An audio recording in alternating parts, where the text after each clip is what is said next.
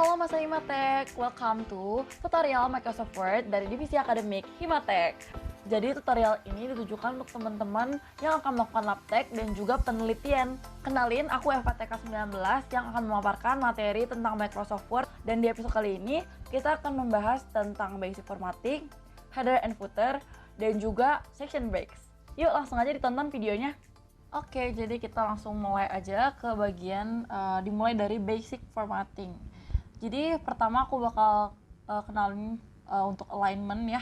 Jadi alignment itu bisa diatur di bagian home, lalu di bagian paragraph.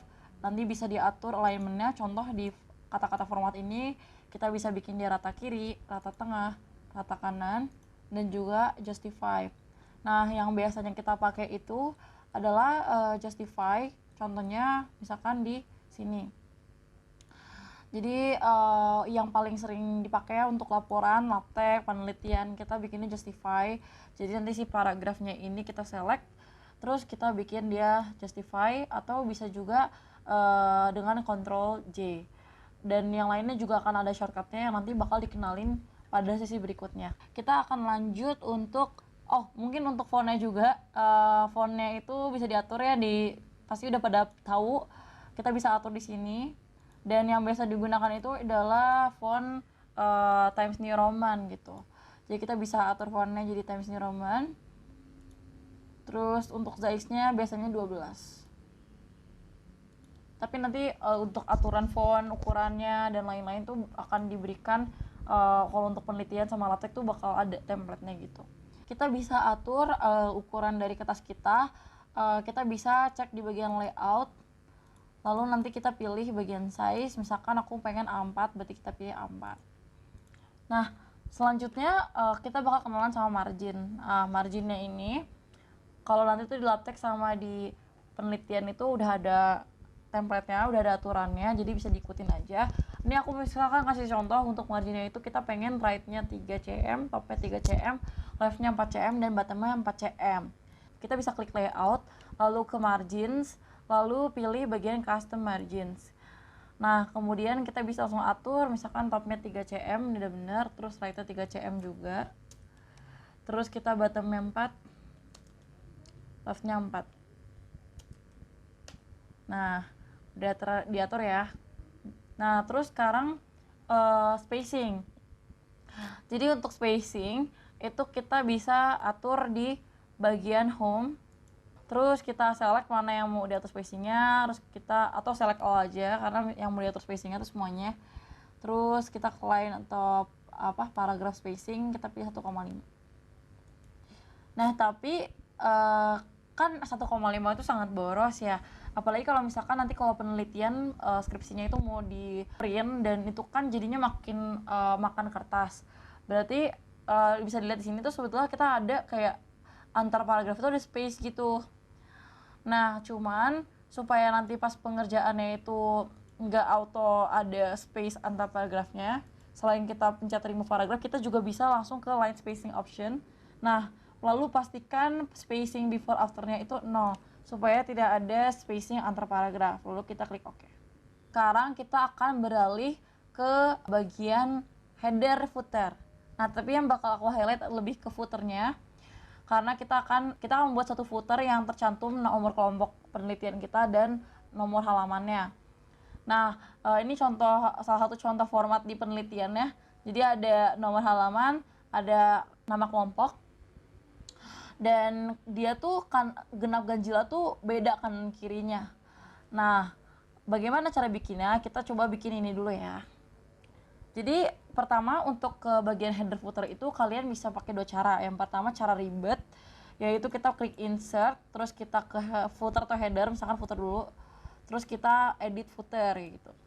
Nah, tapi cara mudahnya itu kalian bisa tinggal klik 2 kali bagian bawah atau bagian atas. Kalau mau footer berarti ke bagian bawah, klik 2 kali, nanti langsung ke edit footernya.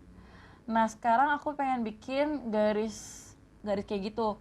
Nah, caranya itu kalian tinggal ke bagian home, lalu kalian masukin border tabel, yaitu kita pakai top border. Kenapa top border? Karena kita pengen garisnya itu di atas tulisannya kan, jadi dia di top.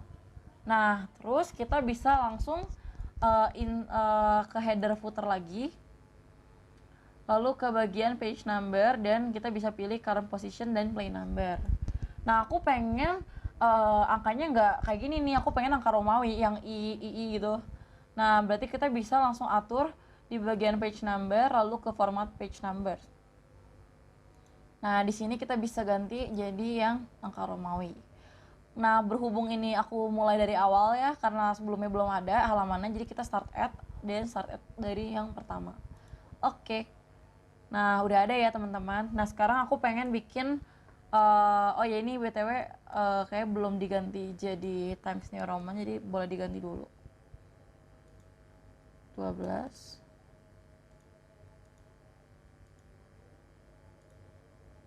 Nah, terus kita bisa taruh nomor kelompok, misalkan C2 1920 K titik XX.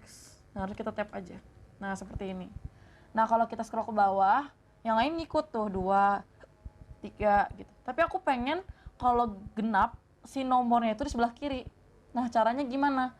Kita bisa checklist bagian different odd and even pages. Jadi supaya ganjil genapnya itu nggak sama. Jadi tinggal di checklist aja. Terus kita ke bagian yang genap. Nah, bisa dilihat dia kosong. Jadi kita langsung bikin lagi tapi yang sama gitu caranya tadi.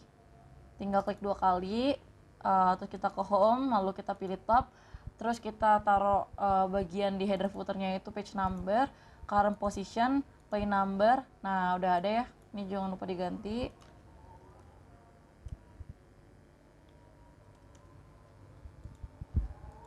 Terus kita tap, terus kita tulis nomor kelompok kita.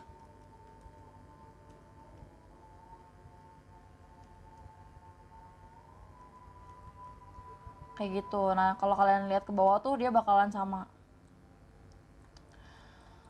Oke, itu untuk header footer. Lanjutnya kita akan mengatur, kan aku page numbernya ini udah oke ya. Nah, tapi untuk yang bab 1 ini aku pengen dia mulai dari 1 lagi ya kan.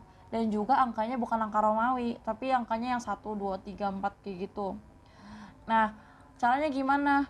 Nah, hal ini terjadi karena si bab 1 ini dan bab-bab sebelum bab 1 atau prabab itu masih dalam satu section.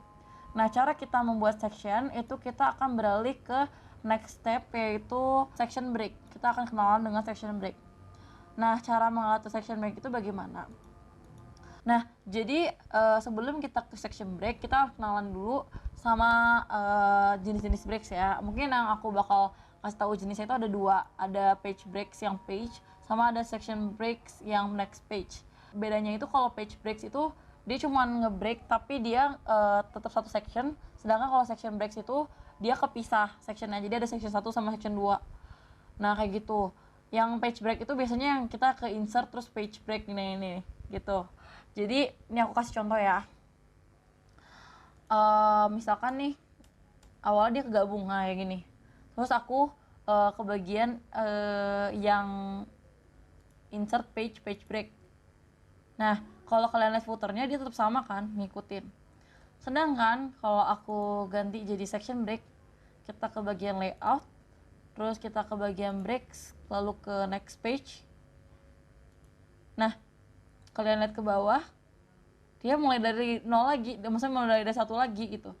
Mulai dari awal lagi, dan kalau kita ubah si footernya ini, misalkan page numbernya kita ubah ya, format page number, kita akan bikin jadi 1 dan mulai dari 1. Oke.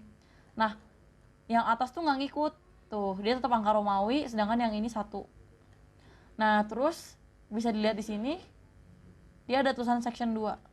Yang ini section 1. Kayak gitu. Jadi akan kepisah. Mungkin kalau teman-teman mau make sure lagi gitu kan, ini kan nggak kelihatan ya, ini udah section break belum sih, ini udah page break belum sih, kalian bisa klik di bagian home, lalu bagian paragraf itu ada dia tuh kayak lambang P kebalik gitu, atau jadi kalau kalian pencet, nah di sini tuh kayak kelihatan spacing, enter dan lain-lain, dan di sini kelihatan tuh ada page break atau section break. Kalau emang misalkan aduh nggak sengaja pencet section break padahal ini harusnya satu section gitu, kalian bisa klik section breaknya satu kali terus kalian pencet delete. Nah maka section breaknya akan hilang. Dan kalau kalian klik 2 kali di sini, nah sectionnya udah hilang kan. Terus page numberingnya itu bakal nambah kayak bakal berhubungan, dimana ini juga jadinya nyambung gitu page numberingnya, footernya bakal nyambung kayak gitu. Tapi kan kita nggak pengen kayak gitu ya, jadi kita undo aja. Untuk mempermudah kita dalam melakukan formatting atau ya pokoknya berurusan dengan Word itu akan lebih baik kalau kita hafal atau terbiasa dengan shortcut-shortcutnya. Nah berikut adalah shortcut umum yang sering digunakan di Microsoft Word, yaitu yang biasa aku gunain tuh ada yang ini, open document, CTRL-O, new document, CTRL-N, save, ini yang paling sering ya kita CTRL-S kayak kan. Terus kalau misalkan yang lain tuh yang select all, CTRL-A, terus copy paste sudah pasti pada hafal. Italic, bold ini juga mempermudah banget, italic, bold, underline. Terus untuk yang center, left, alignment pokoknya. Terus ada juga untuk yang undo, redo. Udah sih kalau itu aku yang udah aku apalin. Oke, sekian untuk materi yang bisa aku paparin di episode kali ini. Semoga bisa bermanfaat untuk kalian semua. Dan jangan lupa untuk stay tune terus untuk tutorial-tutorial berikutnya. Dadah!